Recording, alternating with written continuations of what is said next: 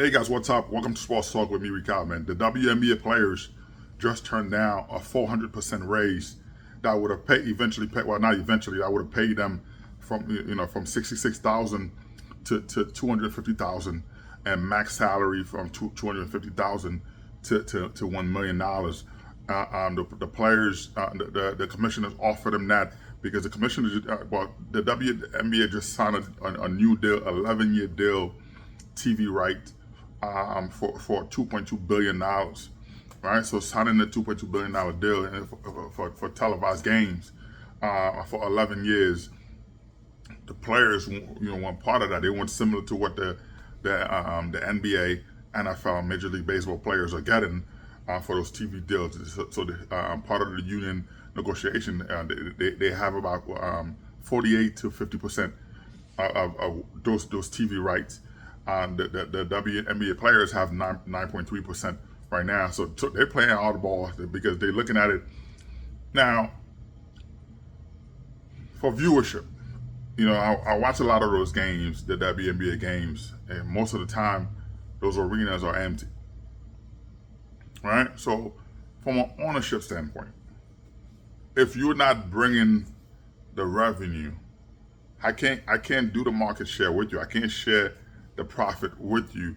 I have the profit sharing with you to pay you top dollars when you're not bringing you're not bringing the player, you're not bringing people to the seats.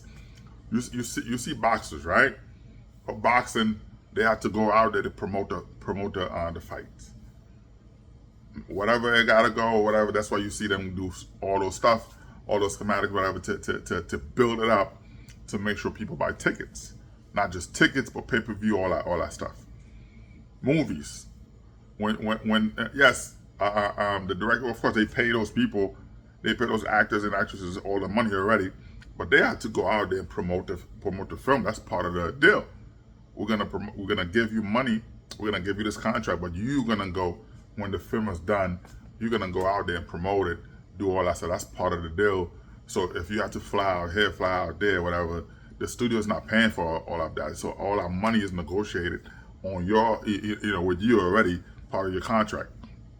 So I understand the WNBA players looking at, they're only getting 9.3% of $2.2 billion a year, in comparing to the counterparts, the NBA players, NFL players, and Major League Baseball players who getting 48 to 50% profit share. They want more of that. They want to recoup some of that $2.2 billion that WNBA players, that WNBA is getting. But for teams, you know what I mean? Yes, but at the same time, ownership looking at the amount of people coming to those arenas. Are you bringing the people? If I have an arena for 20, 25, 30,000 seats, and I'm barely getting 5,000, how am I gonna pay players top dollars? You really can't do it. You can't compare yourself to the NBA players to say you want that, because the NBA team are sold out. You know what I mean?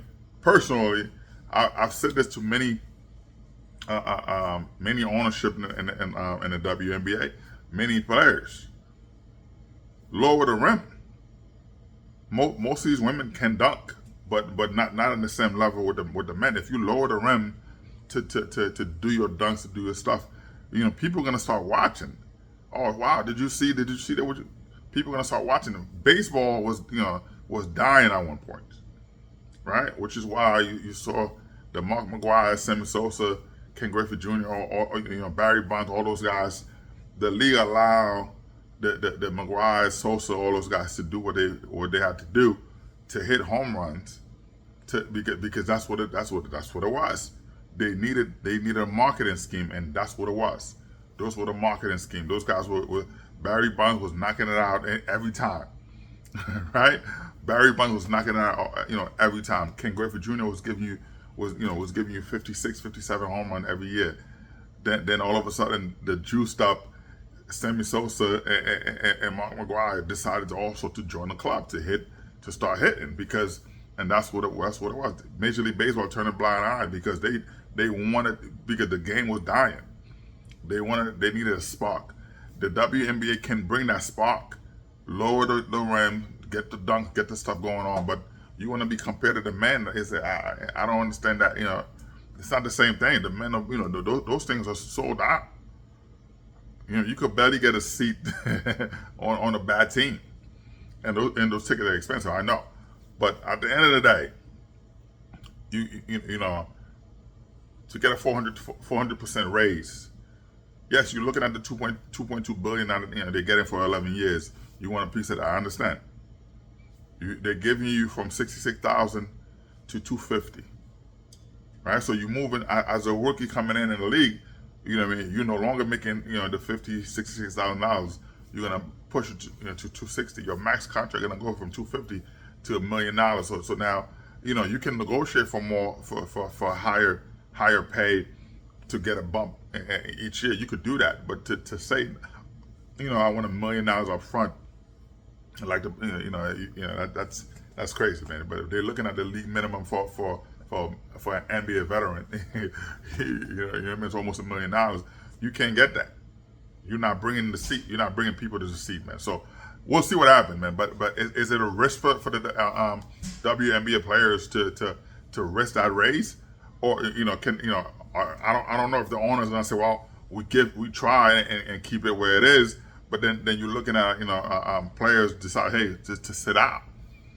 So are you gonna lock out the league and possibly wreck your future? But then we'll see what happens. I know right now, LeBron James creating a league where you're gonna have men and women playing together in multiple different countries. So we'll see. That's something I'm gonna talk about more. But we'll see. Anyway, man, sports talk. Like, subscribe, and share, man. Peace out. Peace out.